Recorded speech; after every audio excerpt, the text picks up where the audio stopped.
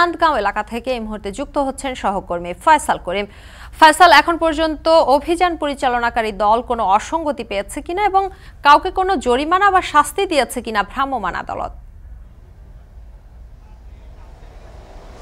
শম্পা, গরমে আসলে অনেকেরই প্রথম পছন্দ আইসক্রিম, এবং আমরা দেখি যে গরমে এই আইসক্রিমের বিক্রি ব্যাপক হারে বেড়ে যায় এবং সেই আইসক্রিমের যে বাজার সেটিকে আসলে যে সেই আইসক্রিম কতটুকু নিরাপদ এবং গরমে যেহেতু এটির চাহিদা বেড়ে যায় সেই বিষয়টি মাথায় রেখে নিরাপদ খাদ্য কর্তৃপক্ষ চট্টগ্রাম আজকে এই অভিযানে নেমেছে। আমরা আছি চট্টগ্রাম নগরীর চাঁদগাঁও এলাকায়। এখানে এখন একটি নামি দামি ব্র্যান্ডের আইসক্রিম কারখানায় তারা আছেন এবং এই মুহূর্তে তারা এই ব্র্যান্ডের বিভিন্ন কার্যক্রম খতিয়ে দেখছেন এবং যে কাঁচামালগুলো ব্যবহৃত হয় সেই কাঁচামালগুলো তারা পরীক্ষা নিরীক্ষা করছেন।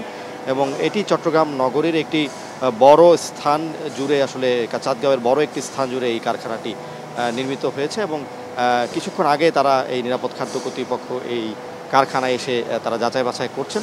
এবং এর আগে আমরা যেটি দেখেছি যে এই এলাকারই আসলে একটি স্থানীয় যে আইসক্রিম উৎপাদন প্রতিষ্ঠান, তাদের নাম হচ্ছে সারা আইসক্রিম, এবং এই আইসক্রিমটি মূলত চট্টগ্রাম নগরের যেসব অনুন্নত এলাকা আছে সেই অনুন্নত এলাকায় তারা আইসক্রিম বিক্রি করে আসছিল দীর্ঘ 1 বছর যাবত। এবং সেই কারখানাটিতে মূলত বিভিন্ন ফ্লেভারের, একেবারে অরেঞ্জ ফ্লেভার, ললি ফ্লেভার, চকলেট ফ্লেভার থেকে শুরু করে নানা ধরনের ফ্লেভারের আইসক্রিম তারা বিক্রি করছিল এবং সেই ফ্লেভারগুলোতে মূলত তারা যে ক্ষতিকর রং এবং নানা ধরনের ক্ষতিকর উপাদান তারা ব্যবহার করছিল। সেই কারণে সেই কারখানাটিকে তারা 1 লক্ষ টাকা জরিমানা করেছে এবং পরবর্তীতে তারা যাতে এই সব বিষয়ে তাদের কার্যক্রম শুধরে আনে সেই বিষয়টি তাদেরকে সতর্ক করেছেন যিনি নির্বাহী ম্যাজিস্ট্রেট আছেন।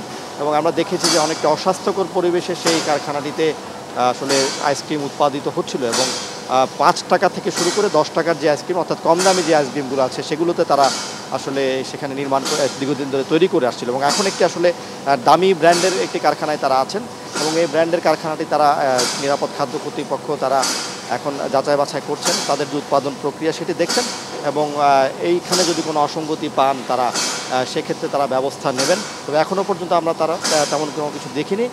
চট্টগ্রামের আরও বেশ কয়েকটি আইসক্রিম কারখানায় তারা আজকে অভিযান চালাবেন। শম্পা, চট্টগ্রামে নিরাপদ খাদ্য কর্তৃপক্ষ অভিযান চালাচ্ছে স্থানীয় পর্যায়ে উৎপাদিত আইসক্রিমের কারখানায়, সেই খবর জানাচ্ছিলেন সহকর্মী ফয়সাল করিম।